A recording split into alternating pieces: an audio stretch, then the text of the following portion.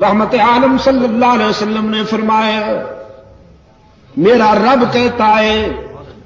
جب کوئی بوڑھا گناہگار شرمندہ ہو کر میرے در پہ آئے، وہ بوڑھا جس کی جوانی چونچلوں میں گزری، جس کا شباب علل تللو میں گزرا، نشہ تھا شباب کا، ترنگ تھی جوانی کی، دولت کی مستی تھی، برادری اور پارٹی کا غرور تھا، رگوں میں گرم گرم خون کی روانی تھی، دولت کی فراوانی تھی، ساری زندگی بغاوت میں گزار دی، ایک بار بھی میرے در پہ سجدہ ریز نہیں ہوا، نامہ اعمال میں ایک بھی سجدہ نہیں،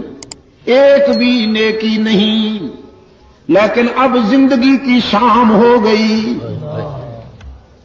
آنکھوں سے بینائی چلی گئی، کان سماعت سے معروم ہونے لگے، زبان میں لکنت آ گئی، دانت گر گئے، سر کانپنے لگا، بالوں میں سفیدی اتر آئی، بیماریوں نے یلغار کر دیا، معدہ کچھ ہضم نہیں کرتا، کمر جھک گئی، پاؤں کانپنے لگے، ہاتھ لرزنے لگے، اولاد نے بھی نگاہیں پھیر لی، لوگوں نے بھی رخ پھیر لیا، اور سب سے بڑا حادثہ جیب خالی ہو گئی۔ ساری دنیا سے مایوس ہو کر یہ بوڑھا باغی، یہ بوڑھا گناہگار رات کے اندھیرے میں سب سے چھپ کر اللہ کے در پہ روتا ہوا آتا ہے کہ تنگ دستی کے جو عالم میں گھبراتا ہوں، پر درے غیر پہ جاتے ہوئے شرماتا ہوں، ہاتھ پھیلانے میں محتاج کو غیرت کیسی،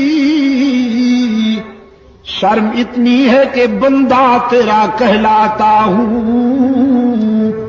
رب العالمین نے فرمایا میرے محبوب، میرے پیغمبر، بہت اچھی طرح جانتا ہوں اس بوڑھے کو، اس کے ماضی و حال کا ایک ایک نقش میرے سامنے ہے،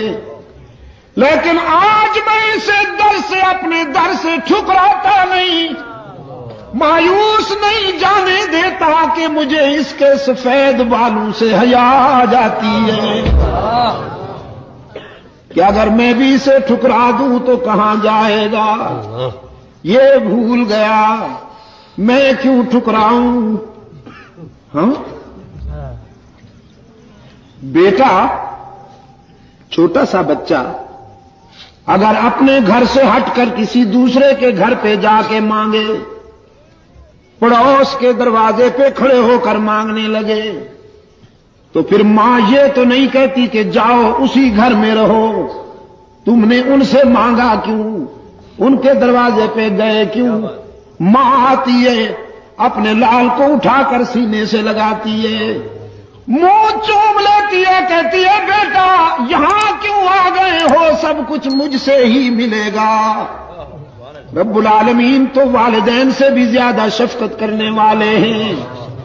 والدین بھی اپنی اولاد پر اتنی شفقت نہیں کر سکتے جتنا محمد کا خدا اپنے بندوں پہ شفیق اور رحیم ہے۔